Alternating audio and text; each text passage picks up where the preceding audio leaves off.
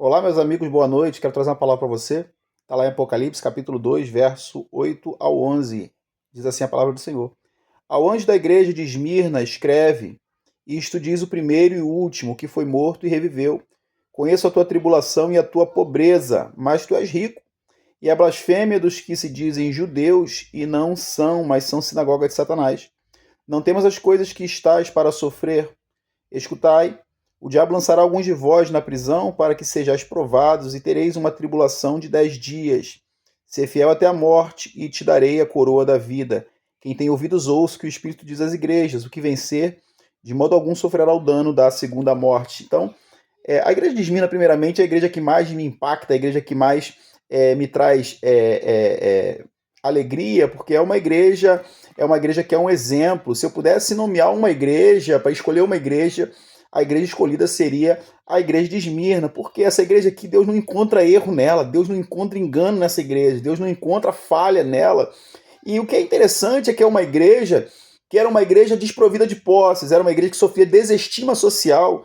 O povo de Esmirna, os crentes de Esmirna, estavam dentro de uma sociedade opressora, uma sociedade em que fazia o tempo todo, forçava eles o tempo todo a se dobrarem diante dos conceitos e padrões sociais, mas era uma igreja que não se corrompia, uma igreja que não vendia e não negociava os valores. Era uma igreja que não tinha posses, não tinha economicamente força, mas era uma igreja que tinha um coração sincero diante do Senhor. Era uma igreja que não se contaminava com as coisas à sua volta, com as circunstâncias à sua volta e com as ameaças à sua volta. Era uma igreja que passava sim por tribulações. Era uma igreja que enfrentava a oposição do mundo. E mesmo sendo pobre, mesmo não tendo força, mesmo não tendo recursos para combater aqueles que traziam opressão para ela, ela se mantinha fiel. Ela não se dobrava. E é isso que me impressiona nessa igreja, porque quando nós vemos o quadro da igreja hoje em dia, é uma igreja que negocia valores, é uma igreja que abre as portas para qualquer coisa em busca de recursos, é uma igreja que está em busca de obter bens e riqueza, mas essa igreja não. Deus fala para elas assim, ó, olha, eu conheço você, eu sei da tua tribulação e que tu és pobre, mas olha, eu quero dizer uma coisa para você, você é rica.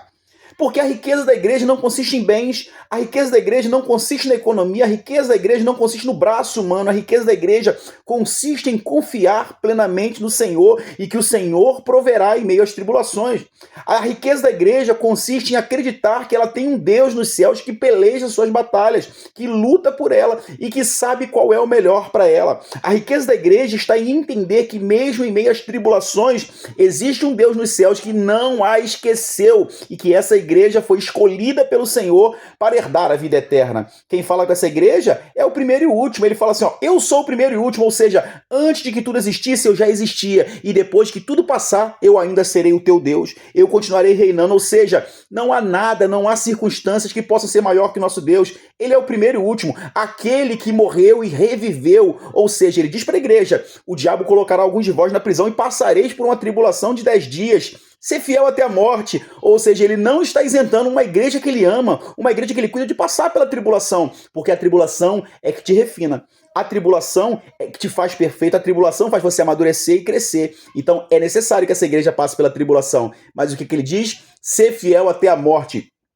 porque eu dar-te-ei a coroa da vida. Ou seja, existe uma coroa, existe um prêmio, existe uma recompensa para essa igreja, mas a recompensa é quando essa igreja cumprir com o seu propósito aqui na terra, quando ela até o fim for fiel, essa igreja até o fim fiel, ela receberá um grande prêmio do Senhor. Ele diz, o que tem ouvidos ouça, o que vencer, de modo algum sofrerá o dano da segunda morte. Nós nos prendemos ao fio de vida que nós temos. Nós, assim como o salmista diz, a vida humana é como uma erva, ela nasce, cresce, seca e vai embora. E nós nos prendemos a esse fio de vida que nós temos e esquecemos que existe uma eternidade para viver ao lado do nosso Deus. Essa vida aqui é muito passageira, é muito momentânea, os sofrimentos vão vir, mas esse Deus que me chama e diz que eu vou passar tribulações, ele diz que há de vir um novo tempo, há de vir uma nova vida, e nessa vida eu não enfrentarei aflições, porque esse Deus, o Deus que é o primeiro e o último, o Deus que venceu a morte, ele me promete vida eterna,